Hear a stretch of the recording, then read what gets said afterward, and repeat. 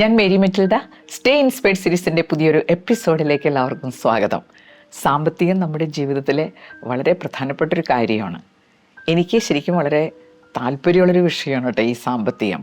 അതുകൊണ്ട് തന്നെ അതുമായിട്ട് ബന്ധപ്പെട്ട പുസ്തകങ്ങളും ആർട്ടിക്കിളും പിന്നെ ചാനലുകളും ഞാൻ ശ്രദ്ധിക്കാറുണ്ട്. അപ്പോൾ അതിൽ ഒരാൾ പറഞ്ഞൊരു കാര്യം എനിക്ക് വളരെ ഇഷ്ടപ്പെട്ടു.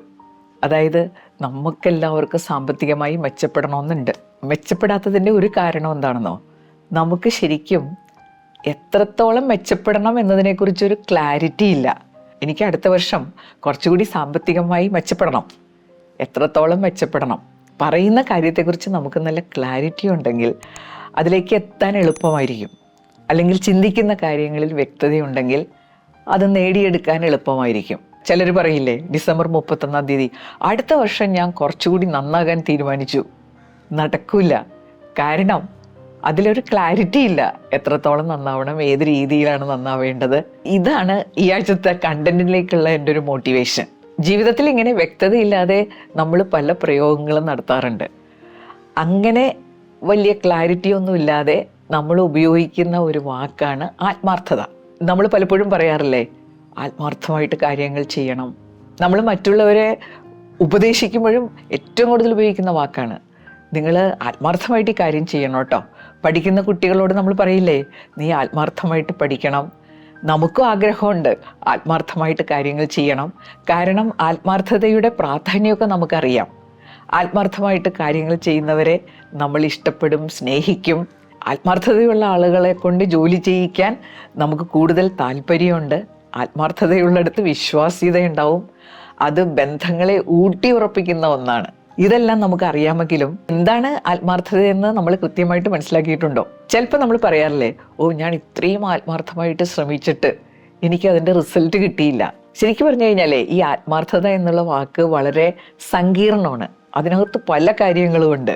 അപ്പം ഞാനിന്ന് വീഡിയോയിലൂടെ ഷെയർ ചെയ്യാൻ പോണത് അതാണ്. ആത്മാർത്ഥത എന്ന വാക്കിന് നമുക്കൊരു ക്ലാരിറ്റി വേണം. എന്താണ് ആത്മാർത്ഥത? ഞാനതിൻ്റെ മറുപടിയിലേക്ക് കടക്കുകയാണ്. ഒരു പ്രവൃത്തി ആത്മാർത്ഥതയോടുകൂടി ചെയ്യണമെങ്കിൽ അതിനെക്കുറിച്ച് കൃത്യമായിട്ടുള്ള ഒരു അറിവുണ്ടാവണം. ഇപ്പം നമ്മളൊരു ജോലി സ്ഥലത്തൊക്കെ പുതിയതായിട്ട് ജോയിൻ ചെയ്ത് കഴിഞ്ഞാൽ ആദ്യം ചെയ്യേണ്ടത് അതാണ്. നമ്മുടെ ജോലി എന്താണ് എന്നതിനെക്കുറിച്ച് കൃത്യമായിട്ട് അറിയുക. ആദ്യമേ തന്നെ നമുക്ക് എല്ലാ കാര്യങ്ങളും ഒരുമിച്ച് അറിയാൻ സാധ്യമാകണമെന്നില്ല. അറിയാനായി നമ്മൾ ശ്രമിച്ചുകൊണ്ടേയിരിക്കണം. രണ്ടാമത്തെ കാര്യം, ഡോക്ടർ എം ലീലാവതിയെക്കുറിച്ച് നമുക്ക് എല്ലാവർക്കും അറിയാം അല്ലേ. മഹാരാജാസ് കോളേജിലെ വളരെ പ്രഗത്ഭയായ അധ്യാപികയായിരുന്നു ഡോക്ടർ എം ലീലാവതി. സാഹിത്യരംഗത്ത് അമൂല്യമായ സംഭാവനകൾ നൽകിയ അധ്യാപികയാണ്. ഇപ്പോഴും പുസ്തകം എഴുതിക്കൊണ്ടിരിക്കുകയാണ്. അവരുടെ സാഹിത്യരംഗത്തെ സമഗ്രമായ സംഭാവനകൾ പരിഗണിച്ച് ഈയിടെ ദേശാഭിമാനി ഒരു പുരസ്കാരം നൽകി. പുരസ്കാരം വാങ്ങിയ സമയത്ത് ലീലാവതി ടീച്ചർ നടത്തിയ ഒരു പ്രസംഗം എനിക്ക് വളരെ ഇഷ്ടപ്പെട്ടു. ആ പ്രസംഗത്തിലെ ഒരു കാര്യം ഇവിടെ വളരെ പ്രസക്തമാണ്. വിശ്വപ്രസിദ്ധനായ ചിന്തകൻ ബെർണാഡ് റസൽ ചെറുപ്പക്കാരോടായിട്ട് ഒരു കഥ പറഞ്ഞു. തൻ്റെ ജോലിയിൽ വ്യാപൃതനായിരുന്ന തോട്ടക്കാരന് ഒരിക്കൽ ഒരു ചോദ്യം നേരിടേണ്ടതായിട്ട് വന്നു. ചോദ്യം ഇതായിരുന്നു, ഇന്ന് അസ്തമയത്തിന് മുമ്പ് നിങ്ങൾ മരിക്കുകയാണെന്ന് ഉറപ്പായി കഴിഞ്ഞാൽ അസ്തമയം വരെയുള്ള സമയത്ത് നിങ്ങൾ എന്താ ചെയ്യാൻ പോണത്? അപ്പോൾ തോട്ടക്കാരൻ ഒരു ഭാവവ്യത്യാസവും ഇല്ലാതെ വളരെ ശാന്തനായിട്ട് പറഞ്ഞു, ഞാൻ ഈ ജോലി മുഴുമിപ്പിക്കും. അതാണ് എൻ്റെ മുന്നിലുള്ള ഏറ്റവും വലിയൊരു കാര്യം. ആത്മാർത്ഥമായിട്ട് ജോലി ചെയ്യുമ്പോൾ വേറെ ഒരു ചിന്തയ്ക്കും നമ്മളെ അതിൽ നിന്ന് പിന്തിരിപ്പിക്കാൻ പറ്റില്ല. ഒരു ഡിസ്ട്രാക്ഷനും നമുക്ക് ഉണ്ടാവില്ല.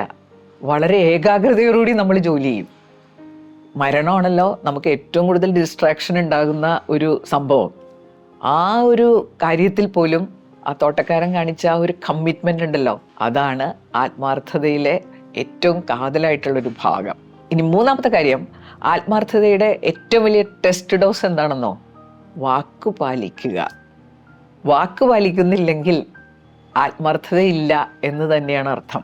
ഇന്ന ദിവസം വന്ന് നിങ്ങൾക്ക് ഈ കാര്യം ഞാൻ ചെയ്തു തരാമെന്ന് പറയുന്ന ഒരാൾ ആ ദിവസം വന്നില്ലെങ്കിൽ പിന്നെ കാര്യം ചെയ്യാനേ പറ്റില്ലല്ലോ.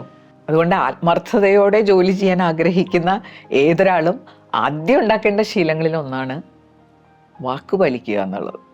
4, ആത്മാർത്ഥതയുടെ ഏറ്റവും വലിയൊരു ശത്രു എന്താണെന്നോ, വർക്ക് റൂൾ എന്നുള്ളൊരു മനോഭാവം. ഈ മനോഭാവമുള്ളവർ ജോലി ചെയ്യും. അവർ പറയുന്നത് എന്താണെന്ന് വെച്ചാൽ, എന്നോട് പറഞ്ഞ ജോലി ഞാൻ ചെയ്തിട്ടുണ്ട്, അതിനപ്പുറത്തേക്കൊന്നും പ്രതീക്ഷിക്കേണ്ട. പക്ഷെ ആത്മാർത്ഥതയുടെ ഏറ്റവും പ്രധാനപ്പെട്ട കാര്യങ്ങളിൽ ഒന്നാണ് കൂടുതൽ മികവോടെ കാര്യങ്ങൾ ചെയ്യുക എന്നുള്ളത്.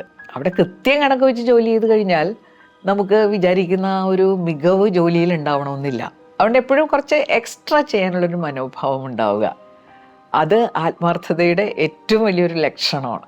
അപ്പം ഞാൻ പലപ്പോഴും ജോലി ചെയ്യുമ്പോൾ അങ്ങനെയുള്ളവരെയൊക്കെ ശ്രദ്ധിച്ചിട്ടുണ്ട് കേട്ടോ. വർക്ക് ടു റൂളുകാർ 4:30 എന്ന് പറഞ്ഞാൽ 4:30 അവർ സ്ഥലം വിടും. ഒരു 5 മിനിറ്റ് ഇരുന്ന് അടുത്തൊരു കാര്യം ചെയ്യാൻ പറഞ്ഞു കഴിഞ്ഞാൽ ചെയ്യില്ല. അപ്പോൾ അവർക്ക് ആത്മാർത്ഥത ഇല്ല എന്ന് ഉടനെ മറ്റുള്ളവർക്ക് ഫീൽ ചെയ്യൂലേ. 5ാമത്തെ കാര്യം, ആത്മാർത്ഥതയോടെ ജോലി ചെയ്യുമ്പോൾ ശ്രദ്ധിക്കേണ്ട ഒരു കാര്യമുണ്ട്. എന്തിനു വേണ്ടിയിട്ടാണോ ആർക്ക് വേണ്ടിയിട്ടാണോ നമ്മൾ ജോലി ചെയ്യുന്നത് അതിൻ്റെ റിസൾട്ട് കിട്ടിയിരിക്കണം. ആ റിസൾട്ട് നമ്മുടെ മനസ്സിൽ വെച്ചുകൊണ്ട് വേണം നമ്മൾ കാര്യങ്ങൾ പ്ലാൻ ചെയ്യാൻ. റിസൾട്ട് കിട്ടുന്നത് വരെ നമ്മൾ ശ്രമിച്ചുകൊണ്ടേയിരിക്കുകയും വേണം. അതിനെയാണ് കൺസിസ്റ്റൻസി എന്ന് പറയുന്നത്. അതായത് സ്ഥിരോത്സാഹത്തോടുകൂടി പ്രവർത്തിക്കുക. ഈ ഹാർഡ് ബട്ട് അൺപ്രൊഡക്റ്റീവ് വർക്ക് എന്ന് പറയില്ലേ, ഒരുപാട് കാര്യങ്ങൾ ചെയ്യുന്നുണ്ട്, പക്ഷേ റിസൾട്ട് കിട്ടിയില്ലെങ്കിൽ അതിൽ ആത്മാർത്ഥത ഇല്ലയെന്ന് തന്നെ അനുമാനിക്കേണ്ടതായിട്ട് വരും.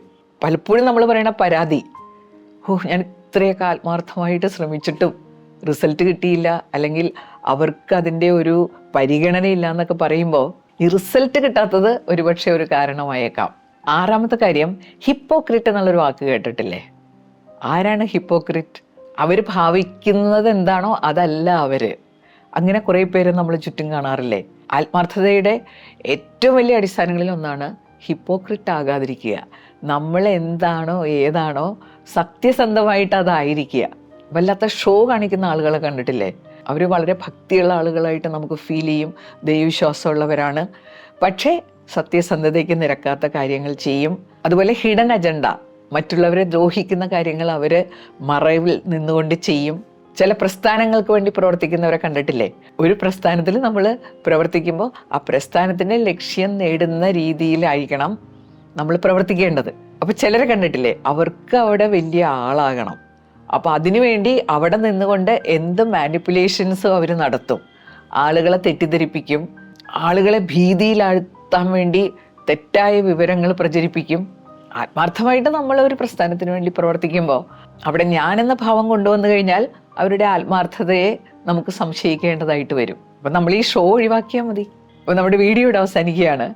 അപ്പോൾ പല കാര്യങ്ങളും നമ്മളിങ്ങനെ ക്ലാരിറ്റി ഇല്ലാതെ പറയാറുണ്ടല്ലോ. അപ്പോൾ ഞാൻ ആത്മാർത്ഥതയ്ക്ക് ഒരു ക്ലാരിറ്റി കൊണ്ടുവരാൻ ശ്രമിച്ചതാണ്. അപ്പോൾ ഇവിടെ 2 കാര്യങ്ങളുണ്ട്. ഒന്ന്, നമ്മളിൽ പലരും ആത്മാർത്ഥമായിട്ട് ജോലി ചെയ്യാൻ ആഗ്രഹിക്കുന്നവരാണ്, പക്ഷേ അതിനെക്കുറിച്ച് വേണ്ടത്ര ക്ലിയറായിട്ട് നമ്മൾ ചിന്തിക്കാത്തത് കൊണ്ട് അങ്ങനെ നമുക്ക് ആകാൻ പറ്റാറില്ല. 2ാമത്തെ കാര്യം, ആത്മാർത്ഥതയുള്ള ആളുകളെ കണ്ടെത്തുന്നതും കൂടെ നിർത്തുന്നതും നമ്മുടെ ജീവിത വിജയത്തിന് ഒരുപാട് സഹായിക്കുന്ന ഒന്നാണ്. അവരെ കണ്ടെത്താനും ഈ വീഡിയോ ഉപകരിക്കും. ഒന്ന് ആലോചിച്ച് നോക്കിയേ, എല്ലാവരും ആത്മാർത്ഥതയോടുകൂടി കാര്യങ്ങൾ ചെയ്യുകയാണെങ്കിൽ എന്തായിരിക്കും അല്ലേ? ഈ ലോകം എത്ര സുന്ദരമായിരിക്കും, ബന്ധങ്ങൾ എത്ര മനോഹരമായിരിക്കും. ഇതൊന്നും നടക്കാത്ത സുന്ദര സ്വപ്നം എന്ന് പറഞ്ഞ് തള്ളിക്കളയരുത്. നമ്മൾ ശ്രമിച്ചാൽ നടക്കാത്തതായിട്ട് യാതൊന്നുമില്ല. എല്ലാവരും അവനവൻ്റെ കർമ്മപഥങ്ങളിൽ ആത്മാർത്ഥതയോടുകൂടി കാര്യങ്ങൾ ചെയ്യാൻ ഇടയാകട്ടെ. അടുത്ത ആഴ്ച പുതിയൊരു വീഡിയോയുമായിട്ട് നമുക്ക് വീണ്ടും കാണാം. Thank you.